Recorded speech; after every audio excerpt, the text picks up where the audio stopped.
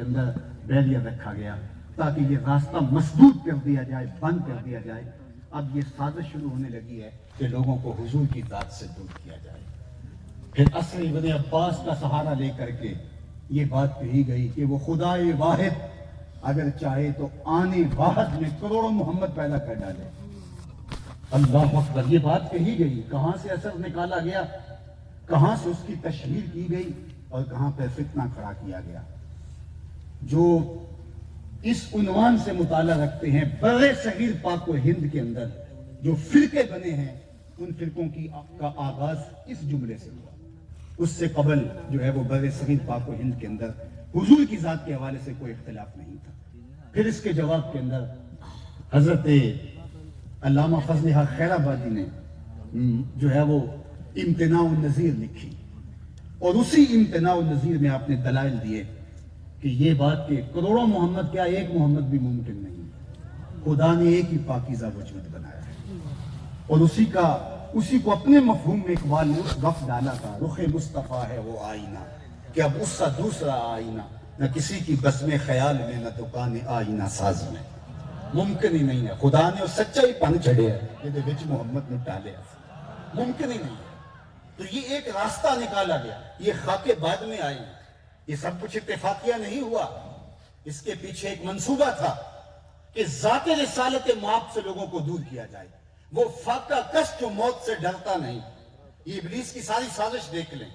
عربوں کو دے کے فرنگی تخیلات اسلام کو حجاز و یمن سے نکال دو، فرنگی تخیلات دیے جا چکے ہیں۔ اب جو وہاں ہو رہا ہے، جو سین میں مندر بن رہے ہیں، جو کچھ ہو رہا ہے، مجھے وضاحت کی ضرورت نہیں ہے۔ اقبال نے جو ان کی سازش تھی اس کو بے نقاب کیا تھا۔ افغانیوں کی غیرت دی کا ہے یہ علاج، ملا کو ان کے کوہ دمن سے نکال دو۔ اور آخری جو فیصلہ کیا تھا وہ فاقہ کش جو موت سے ڈرتا نہیں، ذرا روح محمد اس کے بدن سے نکال دو۔ تو اس کا آغاز کیا ہوا، ذات رسالت مآب پر گفتگو شروع کر دی گئی، اور اس کے بعد پھر یہاں فرقے کھڑے ہو گئے اور پھر خاکے آ گئے، اور اس پر دشمن بہت چال چل رہا تھا۔ اب یہ تو ممکن نہیں ہے کہ حضور کے غلام کے سینے سے حضور کی محبت نکال دی جائے۔ لوگ آکسیجن سے سانس لیتے ہیں، ہم حضور کی محبت سے سانس لیتے ہیں، ہم جیتے حضور کے لیے، یہ تو ممکن ہی نہیں۔ لیکن یہ بات ذہن میں رکھیے گا، اچھی طرح سے سن لیجیے گا میری بات، کہ یہ سازش کی گئی تھی، اور آج میں اور آپ دیکھیں کہ دشمن اس سے کئی فائدے حاصل کرنا چاہتا ہے۔ جس طرح جہاد کو ختم تو نہیں کر سکا، لیکن جہاد کو بدنام کر دیا۔ قرآن کو ختم تو نہیں کیا جا سکتا، لیکن قرآن سے مہجوری اس امت میں پیدا کر دی گئی۔ اس بات میں کوئی شک نہیں کہ حج ختم نہیں ہو سکتا، لیکن حج کو غیر مؤثر بنا دیا گیا۔ حج ایک تحریک تھی، امت کی نشت کی، امت کی نہضت کی، حج کو غیر مؤثر بنا دیا گیا۔ اب ایک اثاثہ رہ گیا تھا امت مسلمہ کے پاس، اور وہ ہے محبت رسول، جس کے لیے وہ سب کچھ قربان کرتا ہے۔ میں آپ سے کہوں گا، محبت رسول کو متنازع نہ بننے دینا، یہ بدکاری کبھی نہ کرنا۔ میں اس لیے کہ میں چمک جاؤں اور باقیوں کو گستاخ قرار دے دوں، یہ بات اچھی طرح رکھنا، یہ دشمن کی سازش ہے کہ اس حساس موضوع پر پوری حساسیت کے ساتھ سوچنا پڑے گا۔ دشمن حضور کی ناموس کو، حضور کی محبت کو، حضور کے پیار کو تو سینوں سے اچک نہیں سکتا، کبھی بھی نہیں ہو سکتا، لیکن اس سے دیگر مقاصد وہ حاصل کر سکتا ہے۔ تو ہمیں پوری طرح سے اس پر محتاط رہنا پڑے گا کہ یہ مس یوز نہ ہو جائے، اس کو پوری امت کا اجتماعی موضوع رہنے دیا جائے، اس کو گروہی تقسیم کی بھیک نہ چڑھایا جائے۔ امت کا اجتماعی اثاثہ ہے، امت جب منتشر ہوتی ہے تو جڑتی حضور کے نام سے ہے۔ جب امت منتشر ہوتی ہے، حج پہ جڑتی تھی، لیکن آج حج کے اوپر بھی جا کے آپ دیکھ رہے ہیں کہ وہاں الگ الگ ٹولیاں آپ کو نظر آئیں گی، الگ الگ افکار نظر آئیں گے۔ امت جہاد پہ جڑتی تھی اور ایک پرچم کے نیچے جمع ہو جاتی تھی۔ جغرافیائی ٹکڑیوں میں بانٹ دیا گیا اس امت کو، یہ 56-57 سرحدات کی لکیریں یہ میرے حضور کا دین نہیں ہے، یہ دورے موجود کی فتنہ سامانیوں کا نتیجہ ہے۔ میرے حضور نے امت کو آفاقیت دی ہے، خلافت کا تصور دیا ہے، اور اس میں شرق اور غرب کی تقسیم نہیں ہوتی۔ مسلمان جس بھی خطے میں ہو، جس بھی علاقے میں ہو، چو گلے صد برگ مارا بو یکیز، او کے جانے ای نظاموں او یکیز، مست چشمے ساکیے بتہاستیں، در جہاں مثل مومی ناستیں۔ کسی بھی پیمانے میں شراب ہو، نشہ تو ایک ہی ہوتا ہے، چاہے کٹورے میں بھر کے لے آؤ، چاہے بلوری جام میں لے آؤ، چاہے وہ جو چلو میں بھر کے پیو، نشہ تو ایک جیسا ہوتا ہے۔ تو وہ امت کا نشہ ایک تھا۔ یہ لکیریں انتظامی ضرورت کے لیے ہم ان کو مان لیتے ہیں، لیکن امت کا آفاقی تصور اس کو قبول نہیں کرتا۔ خلافت امت کا سرمایہ ہے، امت کا اثاثہ ہے جو توڑ کے رکھ دی گئی، اور ہمیں ان لکیروں پر اس طرح سے یقین دلایا گیا جس طرح یہ ہمارا حصہ ہو۔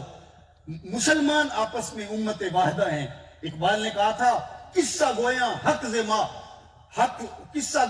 حق ز ما پوشیدہ انت، معنی ہجرت غلط فہمیدہ ہم۔ فرمایا کہ قصہ گو لوگوں نے ہماری نظروں سے حق کو چھپایا ہے، ہجرت کا مفہوم انہوں نے غلط بیان کیا ہے کہ ایک وطن سے دوسرا وطن، کہا نہیں، پوری کائنات مسلمان کا وطن ہے۔ جو الٹ لی الارض مسجدہ، پوری زمین حضور کے لیے مسجد بنائی گئی ہے، اور یہ پوری زمین ملک ہے حضور کی غلاموں کی، حضور کے نوکروں کی۔ جب جو اندلس پہنچے اور جا کر کے جو ہے وہ انہوں نے کشتیاں جلا دی، اور کشتیاں جلا کے انہوں نے کہا کہ تمہارے پیچھے دریا ہے، سمندر ہے، اور آگے دشمن ہے، آپ پیچھے بھاگو گے تو ڈوب جاؤ گے، آگے بڑھو گے تو دشمن کا مقابلہ ہوگا۔ تو کسی نے کہا کہ یہ عقل مندی نہیں ہے کشتیوں کو جلا دینا۔ تو انہوں نے کہا اگر واپس جانا پڑا تو کیسے جائیں گے؟ تو انہوں نے یہی کہا تھا ہر ملک ماست کے مل کے خدائے ماست، ہر ملک ہمارا ملک ہے، اس لیے کہ ہم جو ہے وہ خدا کے بندے، اور ساری کائنات خدا کی ہے، اس لیے ہم اس افاقیت پر یقین رکھتے ہیں۔ تو یہ بھی توڑ دیا گیا، جہاد کے پرچم تلے جمع ہوتے، ایک اثاثہ رہ گیا، ایک سہارا رہ گیا، امت اس ایک پرچم تلے جمع ہوتی ہے، اور حضور کے نام پہ ہم سب کچھ قربان کرنے کے لیے تیار ہو جاتے ہیں۔ اس لیے ایک میرا ہی رحمت پہ دعویٰ نہیں، یہ تو میرے امام نے بھی کہا، ایک میرا ہی رحمت پہ دعویٰ نہیں، شاہ کی ساری امت پہ لاکھوں سلام۔ تو حضور علیہ السلام کی امت کی وحدت کی ضمانت نام رسالت مآب صلی اللہ علیہ وسلم۔ اقبال نے کہا تھا قوت عشق سے ہر پست کو بالا کر دے، دہر میں اسم محمد سے اجالا کر دے۔ اس نام سے اجالا ہوگا، اس نام سے اب امت کھڑی ہوگی، اور اس نام کو اچھی طرح سے اپنی روحوں میں جذب کر لینا، اور یہ امت بن جائے، کیونکہ محمد عربی صلی اللہ علیہ وسلم سے یہ امت بنے گی۔ تو لہٰذا یہاں کوئی شائبہ تک نہ ہو، اور ہم آگے بڑھتے چلے جائیں۔ آج میں اور آپ اللہ تعالیٰ جل شانہ کے اس وعدے پر بھی پورا یقین رکھیں۔ یہ تو وہ نقشہ تھا جو اس دنیا کا میسر نقشہ ہے، یہ تو معروضی حالات ہیں جن کا ایک تجزیہ میں نے آپ کے سامنے رکھا، اور یہ آیت کا پہلا حصہ ہے۔ اب جو میں نے کہا آیت کے پہلے حصے کے تناظر کے اندر اس کو دیکھتے، وہ پہلا حصہ کیا ہے؟ یریدون لیطفئوا نور اللہ بافواہہم، وہ اللہ تعالیٰ کے نور کو اپنے منہوں کی پھونکوں سے بجھانا چاہتے ہیں، اور وہ سویر سے لے کر شام تک، اور شام سے لے کر سویر تک اس کام میں لگے ہوئے ہیں۔ ان کا سرمایہ لگ رہا ہے، ان کی ٹیکنالوجی استعمال ہو رہی ہے، ان کے عالی دماغ لوگ اس کام پہ بیٹھے ہوئے ہیں، اور وہ ہر طرح سے چراغ اسلام کو بجھانے کے لیے کوشاں ہیں۔ اور اللہ تعالیٰ نے اس کو بیان فرمایا یریدون لیطفئوا نور اللہ، وہ اللہ کے نور کو بجھانے کے در پہ ہے۔ لیکن کہیں مایوس نہ ہو جانا کہ دشمن اتنے